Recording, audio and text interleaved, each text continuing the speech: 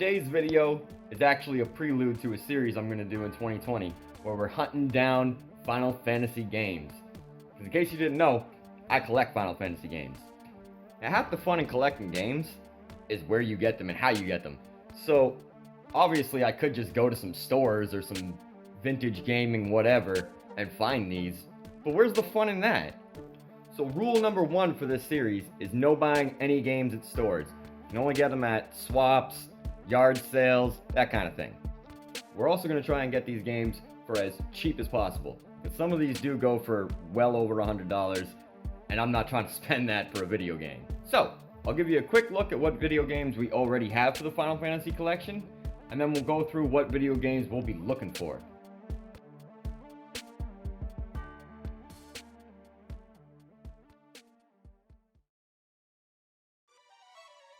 The first two games on our list are true gaming classics.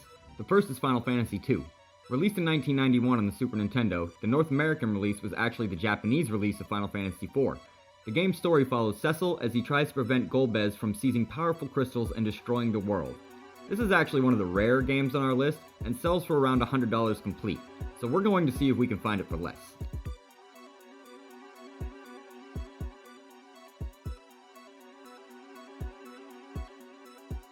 The next game on our list is the only other Nintendo game we're looking for. Final Fantasy III, released in 1994, was again renamed for the North American market.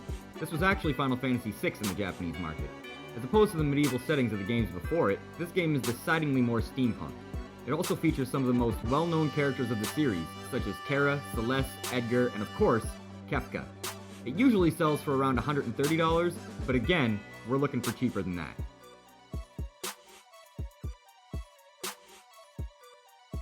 Now away from Nintendo and onto one of my favorite gaming giants, Sony. Final Fantasy IV The Complete Collection is an enhanced port of Final Fantasy IV, Final Fantasy IV The After Years, and something brand new called Final Fantasy IV Interlude to act as a bridge between the original release and the After Years. It was released in 2001 for the PlayStation Portable System and sells for around $30. And we're trying to get these games for as cheap as possible, but $30 really isn't that bad.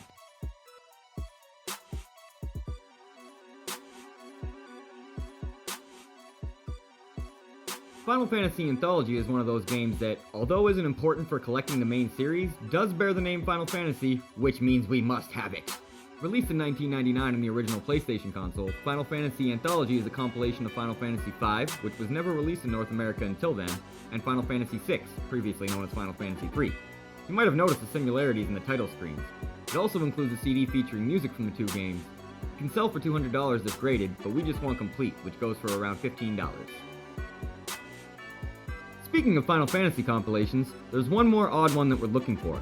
Final Fantasy Chronicles was released for North America in 2001 for the original PlayStation console, and is a compilation of Final Fantasy IV, and yes, I know that's the third time I've brought up Final Fantasy IV, and Chrono Trigger. Wait, Chrono Trigger? What does that have to do with Final Fantasy? Well, other than being a great game and made by Squaresoft, not much. It is a part of the compilation though, so I figured I'd show it. It sells for around $20, so if we can find it for that or less, we're getting it. And now for a couple really random games. Chocobos are a mainstay in Final Fantasy games, first appearing in Final Fantasy II, the real Final Fantasy II, not the North American release we're looking for. But did you know that they actually have a few games of their own? One of those games is Chocobo Racing, released in 1999 in the original PlayStation console. It's a kart racer similar to Mario Kart, though it was never received as well. The game is narrated by Sid, which is a nice nod to Final Fantasy fans. Complete, this game sells for around $60, so we'll be searching for a better price. And the other Chocobo game we'll be looking for is Chocobo's Dungeon 2. This is a sequel to a game called Chocobo's Mysterious Dungeon that was only released in Japan. It was released in North America in 1999, also on the original PlayStation console. It received some fairly negative reviews, but to quote Titus, like I care. As I'm sure you can guess by the title, this is a dungeon game. It features many classic characters such as Mog and the White Mage, and although it's been criticized for lacking originality, critics did note the advanced graphics for the time. This is another game that sells for around $60, so of course, we're hunting for a better price. And now on to the online games. Final Fantasy XI was the first MMO in the Final Fantasy series and was originally released on the PlayStation 2 in 2002. It was also the first MMO to offer cross-platform play between the PS2 and PC. I do own this and one expansion for it, but we're on the hunt for the other expansions. The first of which is Rise of the Zillar, which was released in 2003. This expansion introduced the Samurai, Ninja, and Dragoon job classes. It also features a new storyline to directly follow the completion of Final Fantasy XI. I believe it was shipped as part of the North American release, so we'd be happy to find a Japanese version. After that was the expansion Chains. That's one we already have. So it's on to Treasures of Attergan. What the hell does that say? Regardless of if I can pronounce it, it's Final Fantasy, so we need it. This expansion was released in 2006 for the PlayStation 2, Xbox 360, and Windows, and takes place in the Empire of whatever that word is. It was introduced to Blue Mage, Corsair, and Puppet Master job classes. The expansion sells for around $20, so hopefully we can get it for less than that. Next comes the Wings of Goddess expansion. This was released in 2007 for the PlayStation 2, Xbox 360, and Windows. It also has the distinction of being way easier to pronounce than that last expansion. It was also the return of time travel in the Final Fantasy series. It introduced the Dancer and Scholar job classes, and like other expansions, brought new enemies and areas to explore. Most of the story takes place in the era of the Crystal War. This expansion sells for around $30, though some online stores retail for much higher. Lastly, and probably the hardest to find of all the 11 expansions, is Seekers of Adoulin. I prefer to collect PlayStation releases of Final Fantasy, and that's what makes this game hard to find. It was released in 2013 for the Xbox 360 and Windows in North America, but the PlayStation 2 version was only released in Japan. The Xbox version sells for about $15, so if we can find it for near that, I'd be happy. And now for the current generation. Kind of. Final Fantasy XIV: A Realm Reborn was originally released for the Windows and PlayStation 3 in 2013. The same year Seekers was released. I wonder why you'd put out a game to compete with your last release. Anyways, it was later released for the PlayStation 4 in 2014, and that's the release we'll be looking for. This game only sells for like $10, so it should be an easy grab. 2015 saw the release of the first Final Fantasy XIV expansion, Heavensward. This was released across multiple platforms, and we actually already have the PS4 version of it.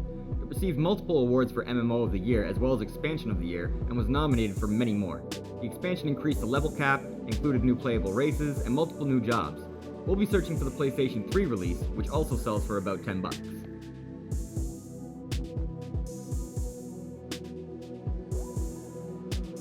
The second expansion for Final Fantasy XIV is known as Stormblood, and was released in 2017 for the PlayStation 4, PC, and Mac. The reason there isn't a PlayStation 3 version is because when this was released, the support for PlayStation 3 was discontinued.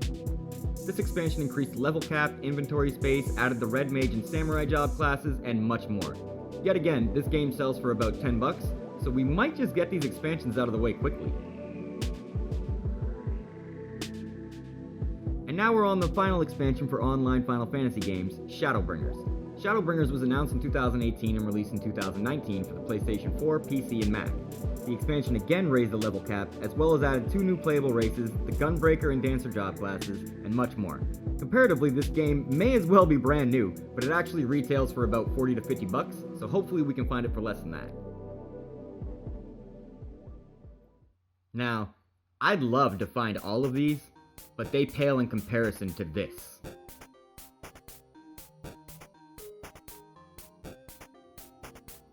This is the 25th anniversary Final Fantasy Ultimate box. It's a box set of the Final Fantasy main series, released solely in Japan to commemorate the Final Fantasy 25th anniversary.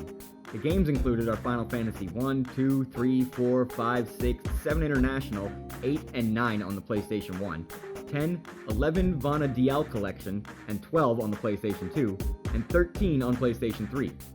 The box also includes a 25th anniversary video, the 25th anniversary Crystal Artworks art book, a 2-disc music album, 25th anniversary artwork on a stand, and an item code for Final Fantasy XIV. The box costs around 35,000 yen when it was released in 2012, and only through Square Enix's online store. Today it sells for around $400 to $600, and even though we're trying to find everything for as cheap as possible, I don't think we'll find a better price than that. So $400 is our benchmark.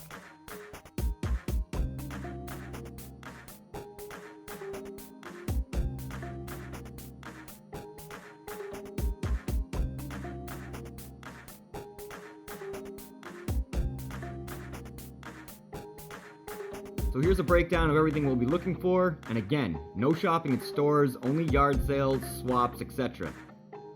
I really hope we can clear this list.